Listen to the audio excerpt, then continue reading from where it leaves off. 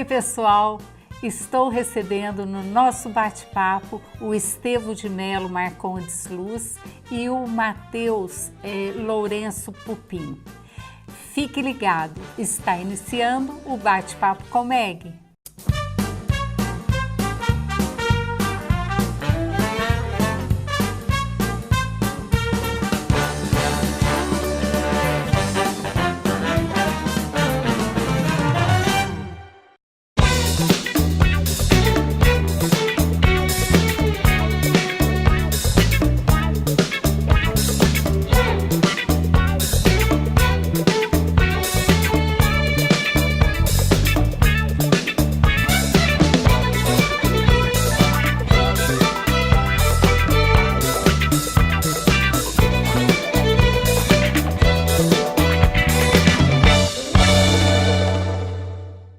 Você tem dor nas costas?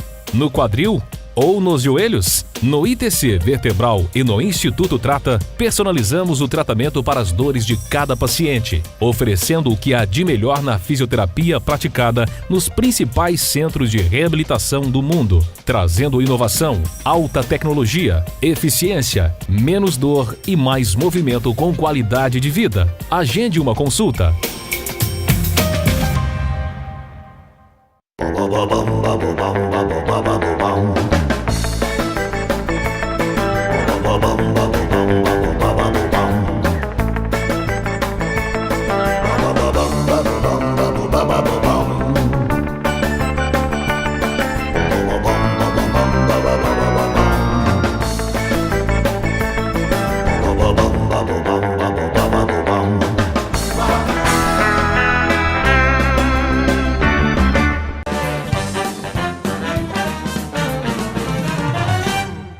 Estamos recebendo Matheus Lourenço Pupim, professor Matheus.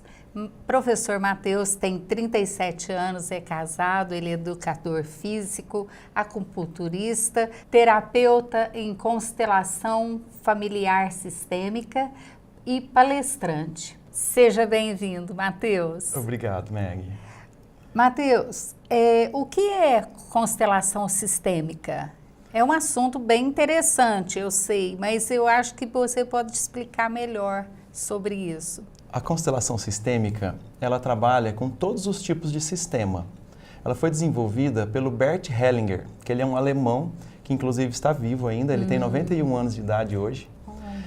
Ele foi padre missionário na África por muitos anos e ele compilou algumas técnicas como a hipnose ericksoniana, o psicodrama, também há algumas técnicas que ele aprendeu nas tribos Zulus da África, que são técnicas de reverenciar os ancestrais. E unindo essas técnicas, ele desenvolveu a constelação sistêmica. O nosso principal sistema é o sistema familiar. Todas as pessoas têm um sistema familiar. E é onde surgem os traumas de infância, onde surgem os conflitos e tudo mais. Então é onde a constelação é conhecida como constelação familiar. Mas ela também pode ser usada numa empresa, numa escola, numa instituição, em qualquer tipo de sistema. Sim. E o mais legal é que quando você pratica, quando você se submete a uma sessão de constelação familiar, uma constelação sistêmica, o indivíduo tratado, ele consegue também curar o universo ao seu redor. A partir do momento que ele resolve um problema que ele tem dentro dele, todo o universo ao redor também vai ser tratado. Então, os outros indivíduos do sistema também vão receber esse tratamento. Então, muitas vezes eu posso ter um problema com meu pai ou com minha mãe, por exemplo, e numa constelação eu resolvo esse problema com a minha mãe. Então, a partir e o resto daí, da família, né? Porque fica mesmo como uma constelação, justamente. Né? A partir daí, a minha mãe também vai receber os benefícios dessa sessão. Certo. E todo o meu sistema familiar pode ser curado através de uma sessão de constelação familiar. Olha, que é muito maravilhoso interessante, mesmo. Muito mesmo. E você, além dessa atividade da constelação, você exerce também a função de acupunturista e personal alternativo. Fale o que é isso também. Quais essas funções? A gente sabe de acupuntura um pouquinho, né? Mas do personal alternativo eu tenho curiosidade. Eu acho que meus telespectadores também têm. Sim. Com muito prazer. Eu me formei em Educação Física em 2001 em Batatais. A partir daí, eu comecei a trabalhar como personal trainer. Trabalhei alguns anos como professor de natação também em academias e depois eu ingressei no mercado de personal trainer. Depois vim trabalhando como personal e depois eu me formei também em acupuntura. Quando eu terminei o curso de acupuntura, eu também percebi que eu tinha aprendido muito sobre terapias alternativas. Eu aprendi a fazer massagem, aprendi a ser terapeuta, aprendi acupuntura. E aí foi daí que surgiu... Uma coisa foi puxando a outra, né? Sim, foi daí que surgiu a ideia de denominar, né, esse novo trabalho como personal alternativo, que é um personal que te possibilita muitas alternativas de atendimento, né? Até então eu era um profissional que trabalhava com atividades físicas. A partir do momento que eu me formei em acupuntura, eu ampliei muito o leque de atendimentos e aí as terapias alternativas vieram contribuir muito com isso. E depois que você desenvolveu também esse lado, você começou a dar palestra, você começou a ser convidado pelas empresas para dar palestras. Quais os temas que você usa nas suas palestras? Tem uma particularmente que me chamou muito a atenção, que foi a palestra da gratidão. Eu achei muito interessante essa palestra e sei que você está assim, aplicando ela para várias entidades, várias empresas. E também uma sobre qualidade de vida. Fale um pouquinho de cada uma dessas. Sim, bom, tudo começou quando eu refleti um pouco sobre o desenvolvimento do mercado, né, das profissões. Porque nos tempos dos nossos pais, dos nossos avós, a pessoa que detinha o conhecimento, muitas vezes ela não passava esse conhecimento para os outros, né? Sim. Com medo às vezes de ter concorrência e tudo mais. Nos tempos de hoje, quanto mais a gente compartilha o conhecimento, mais a gente vai ser bem sucedido na profissão. Na verdade, hoje nós estamos na era do compartilhar. E isso surgiu na minha vontade de ajudar outros profissionais de educação física a também se introduzirem no mercado de terapias alternativas. Então, muitas vezes a pessoa se formou em educação física, mas ela não sabe fazer uma massagem, né? Ela não sabe ter esse olhar terapêutico. Então, eu desenvolvi alguns cursos para profissionais de educação física que queiram adentrar no mercado de terapias alternativas. A partir daí, eu comecei a fazer umas palestras nos cursos de educação física. Então, eu fiz uma palestra aqui na Unifran, fiz palestra no Mackenzie, em São Paulo, fiz palestra na FMU, sempre voltada para o curso de educação física. E depois disso, foi uma transição muito natural para passar a fazer as palestras também nas empresas. Por exemplo, as empresas quando desenvolvem aquela semana de segurança do trabalho, né? Certo. Eu sempre sou convidado para fazer alguma apresentação nesse sentido, para qualidade de vida, por exemplo, né? E outros temas, como o homem integral, tem uma apresentação sobre o homem integral, que a gente reflete um pouco sobre o querer, o pensar e o sentir. É uma palestra bem filosófica, que interage bastante assim, com essa questão da essência do ser humano, né? E a palestra Gratidão veio como um convite da Secretaria de Educação, aqui de Franca, que foi numa formação para as professoras das creches, né? Uma grande amiga pedagoga da prefeitura me convidou e nessa formação para as professoras nós desenvolvemos essa palestra Gratidão que tinha tudo a ver. E recentemente também eu tive a honra, né, o prazer de se fazer essa apresentação em algumas empresas, como na Omni Financeira, por exemplo.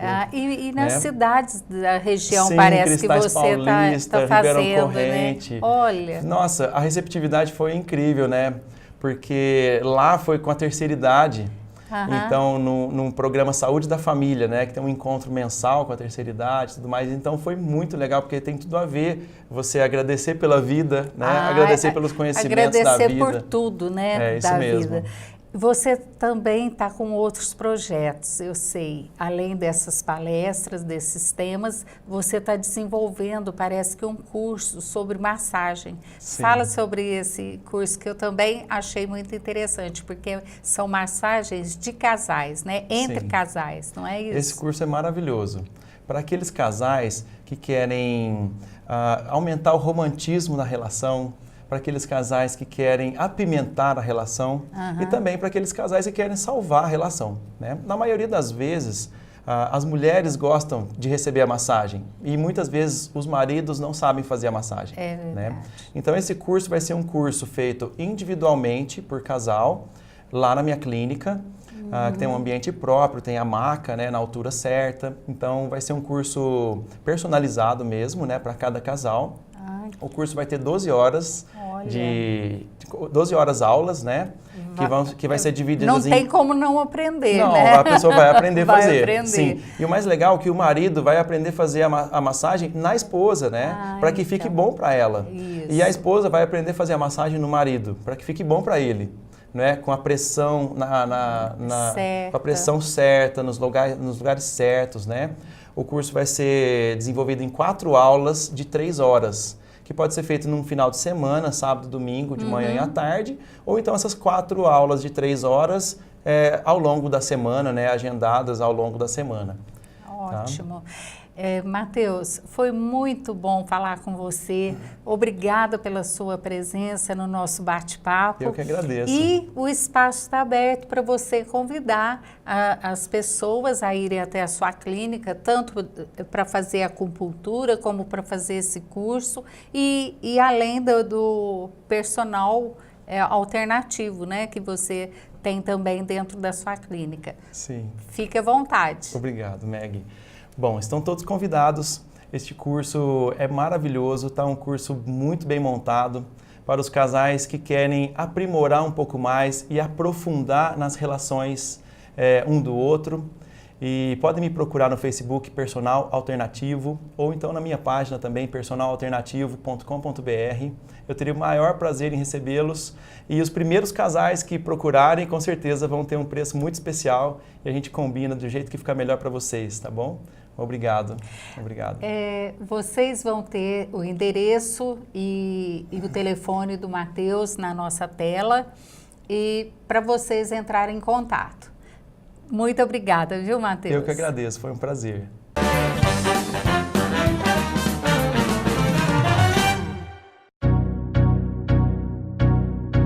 Ultimamente, com tantos problemas, tudo o que mais queremos é uma bela massagem. Curso de massagem para casais. Ainda mais, feita por quem a gente ama, para relaxar e ainda aumentar o romantismo do casal. Curso de massagem para casais, para aumentar a satisfação e o prazer de quem a gente ama.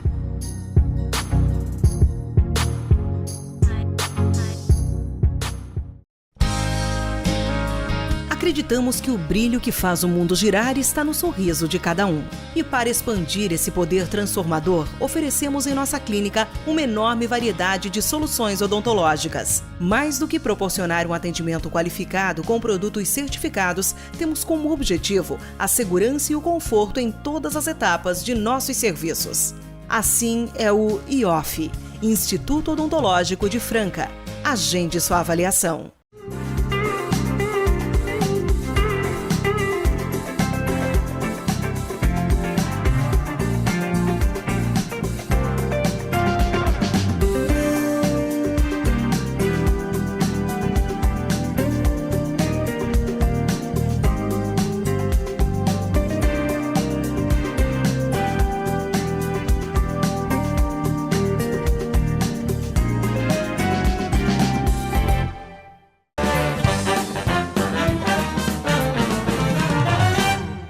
Estamos recebendo o Estevão de Mello Marcondes Luz.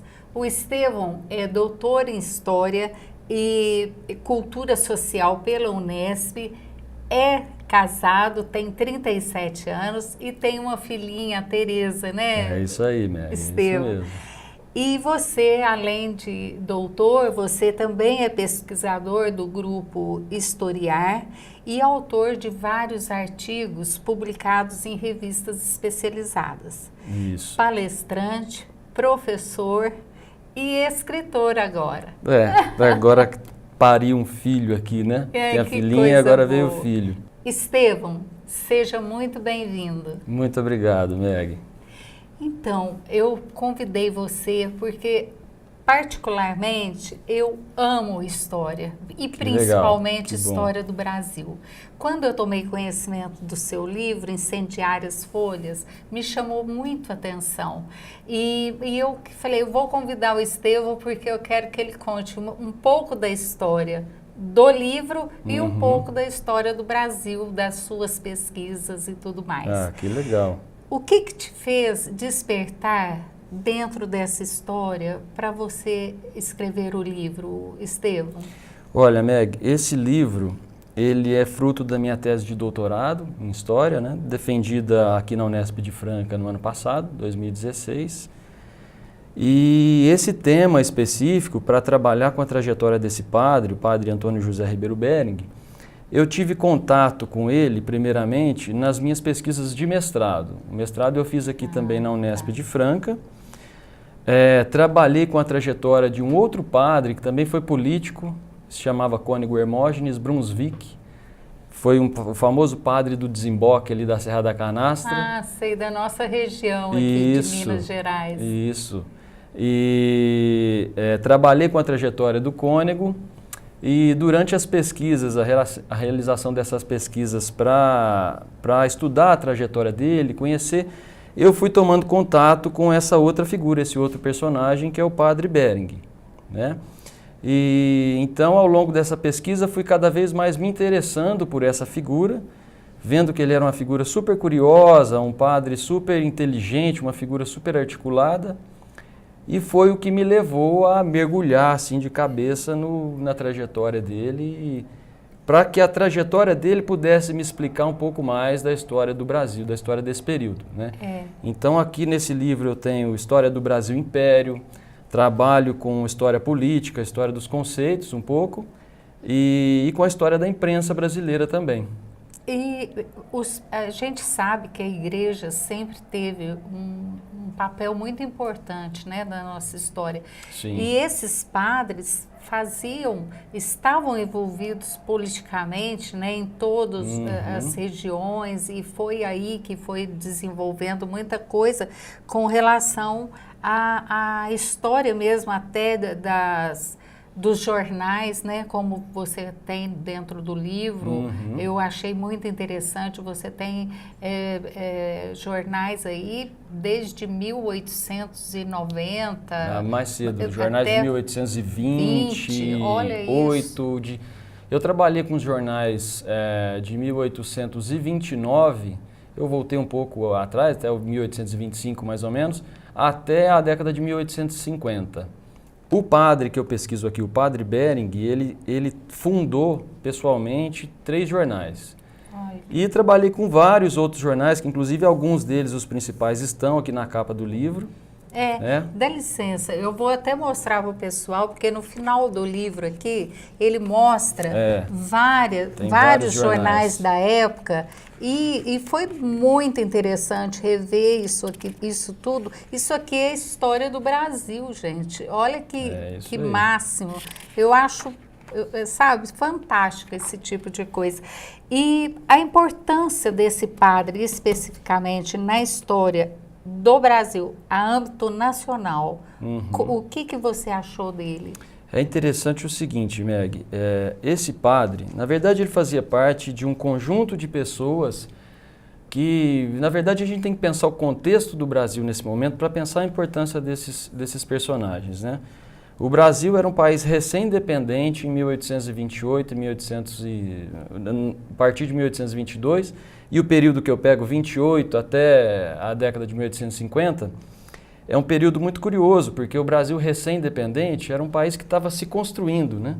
As suas instituições ainda estavam se construindo, se fortalecendo, e a importância desses personagens, como no caso o padre Bering específico que eu estudei, foi um político, ele foi padre, foi político, foi professor, que é o que você falou, esses padres exerciam muitas funções naquele período, né? Então ajudou, enquanto professor, a formar cidadãos, né, os jovens. Ele era professor público, dava aula gratuita em casa, foi periodista, então fundou diversos periódicos onde pregava ideias sobre o Brasil independente, sobre o fortalecimento dessas instituições, sobre o progresso do Brasil e sobre o rompimento com Portugal, né? Porque uma coisa interessante de se dizer sobre o contexto é que da independência até 1831, quando você tem a abdicação de Pedro I, e depois Pedro I vai morrer em 1834. Então, de 31 a 34, havia um medo muito grande de que o imperador voltasse, Pedro I voltasse e retomasse o trono, né? Então, essas figuras, como o padre Bering, que era um liberal, eles pregavam o fortalecimento das instituições, da legislação, da Constituição brasileira, justamente para não permitir que aqueles conservadores e absolutistas, entre aspas, retomassem as rédeas do Brasil e recolocassem o Brasil numa situação de país ainda dependente, colonial ainda, né? Então eles tiveram um papel muito importante em ajudar o Brasil a caminhar nesse sentido da sua independência, fortalecendo a sua independência. Ele com os outros indivíduos, né, que estavam envolvidos nessa história. Que estavam envolvidos politicamente na época, Isso. né? O Estevão, eu percebi também que Minas Gerais teve um papel importantíssimo na nossa história, né? E esse livro retrata também um pouco de Minas Gerais. Eu acho que Minas acabou sendo o pano de fundo, assim, para a minha pesquisa. Eu já vinha, assim, de outras pesquisas como mestrado, trabalhando o tema de Minas Gerais. E nesse trabalho em específico, a presença, assim, da temática de Minas Gerais, da história de Minas Gerais, é muito forte, primeiro porque era o local onde o padre morava, né? Nascido e morava em Minas Gerais, na capital, Ouro Preto. Então, esse livro é ambientado, assim, basicamente em Ouro Preto e Mariana, que eram duas das principais cidades de Minas, porque Mariana era a sede do bispado, né? Todo o bispado de Mariana, que era bastante grande, e Ouro Preto era a capital da província nesse período, né?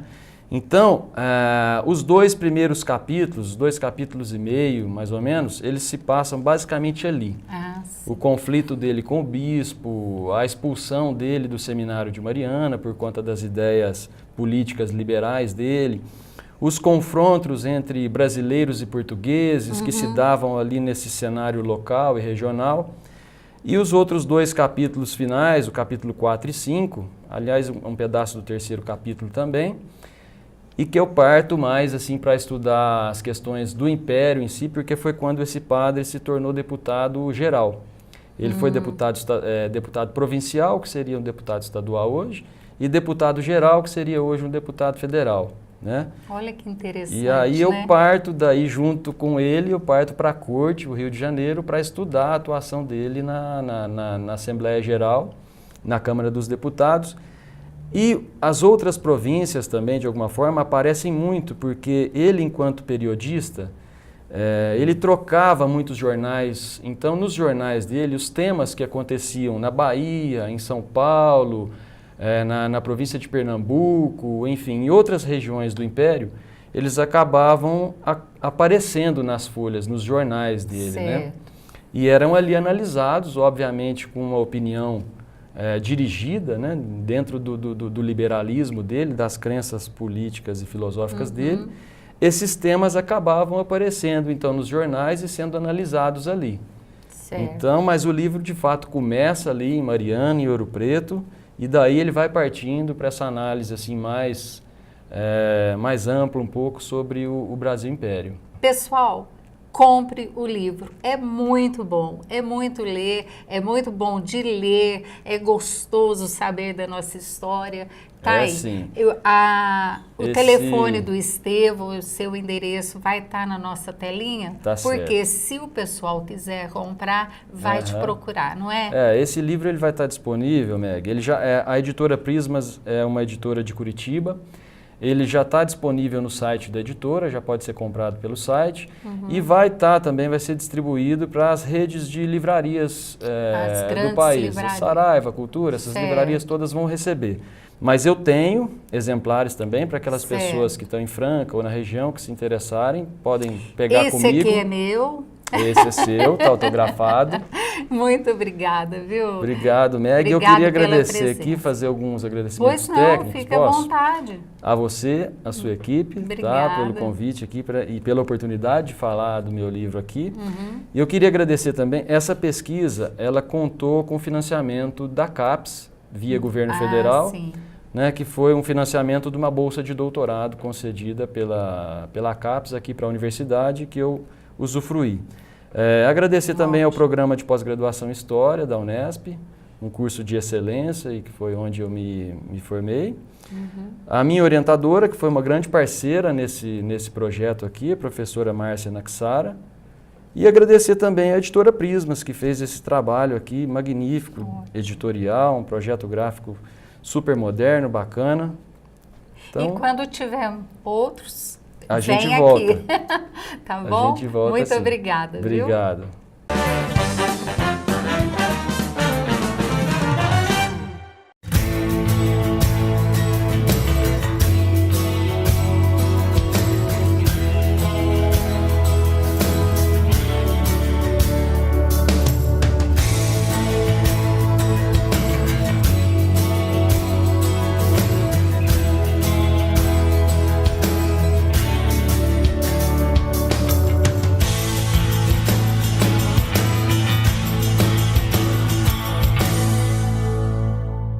Elegância, sofisticação, personalidade.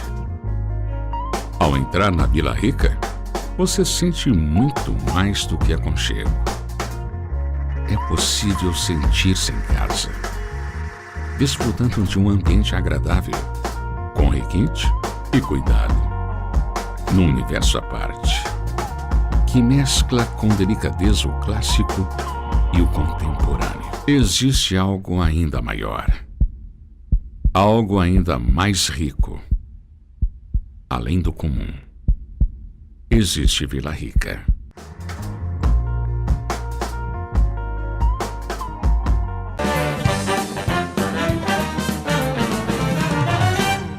Infelizmente, nosso programa está chegando ao fim. Com muita informação, muito bate-papo gostoso, como vocês viram. E nos acompanhe na nossa página no Facebook, /Bate-Papo Meg.